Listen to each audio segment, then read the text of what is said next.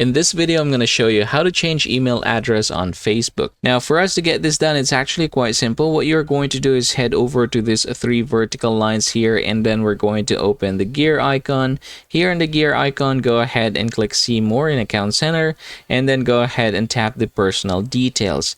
Here, you should be able to see the contact info, and you should be able to see here the email address and phone address that you have added in the past. Now, I'm just going to go ahead and click Add New Contact right here. I'm gonna choose email, and then I'm gonna go ahead and type here my new email. All right, there you go. So I've already entered my Gmail here. I'm gonna choose Facebook and then tap the next button down here. All right, and then we're going to go ahead and open that particular email and basically enter the confirmation here. All right, there you go. That is the confirmation code. Now I'm going to tap the next button. All right, and as you can see, you have added your email to that particular account. So I can go ahead and close this one. And then from this point forward, what you are going to do is just remove all the other contact information, or particularly email here.